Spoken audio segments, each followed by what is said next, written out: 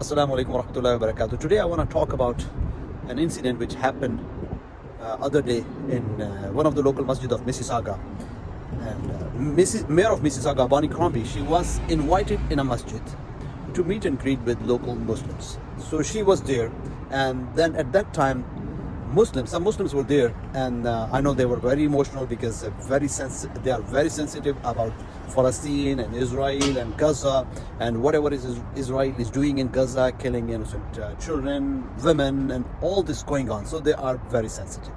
But at the same point, it does not mean that Muslims should lose their temper in the house of Allah subhanahu wa ta'ala. Masajids are house of Allah subhanahu wa ta'ala, and anyone who comes to the masjid is guest of Allah subhanahu wa ta'ala. When any guest comes in the house of Allah subhanahu wa ta'ala as a guest of Allah subhanahu wa ta'ala, he or she should be respected and honored. Okay, having said that one, so now I want to talk about this thing briefly from the religious point of view and social point of view, that what happened. She was invited. First of all, masjid should not have invited any political leader in a masjid at this time when the political leader could not face some harsh questions.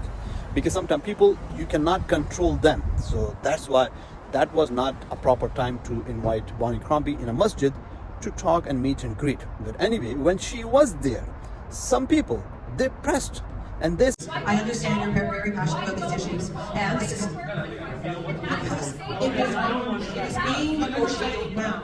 You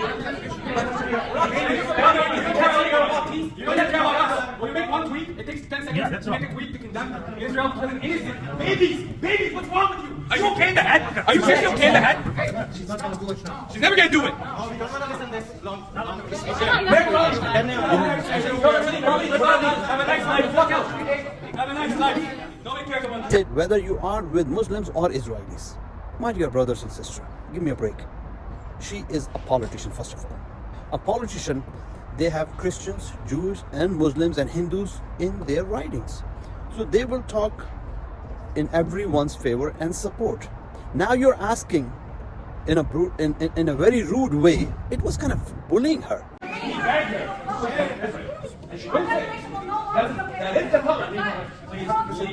No, I don't need to listen because your statement is bullshit too.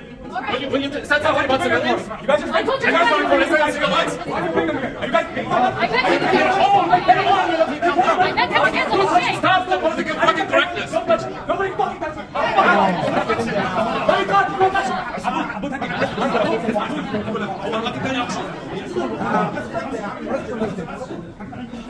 It was humiliating her when they were just shouting and swearing, and she was trying to give her view. They say, well, you visited Israel, and she said, well, she visited Palestine.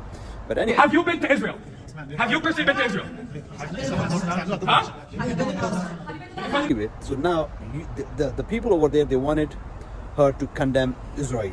So, well, I want her to condemn Israel's operation in Gaza, definitely, but not in a way when she is standing in the house of Allah subhanahu wa ta'ala as a guest and the people around her are shouting.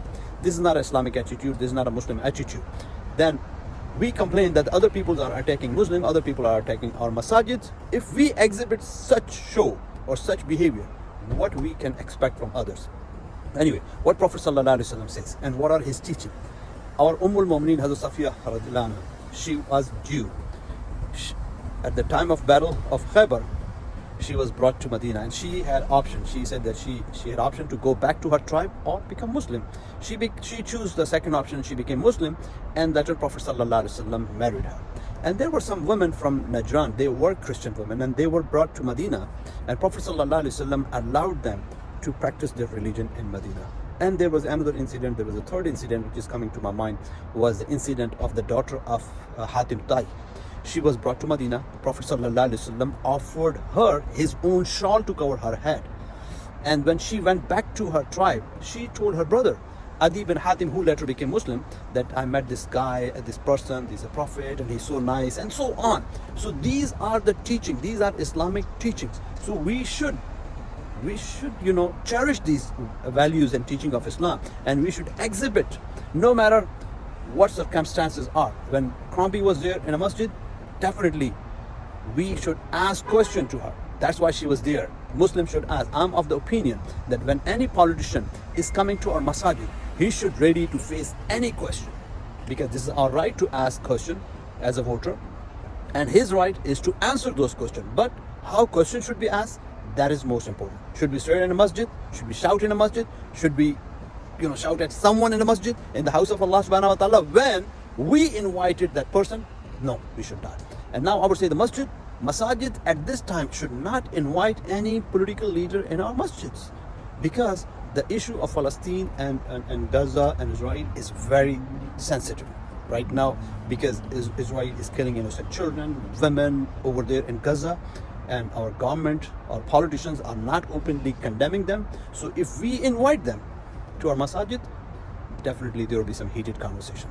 So we should avoid that one. It's the job of masajid not to invite politician in a masjid right now, and job of congregant is to be respectful to our guests in the house of Allah subhanahu wa ta'ala. Jazakallah khair. Assalamu alaikum wa rahmatullahi wa barakatuh.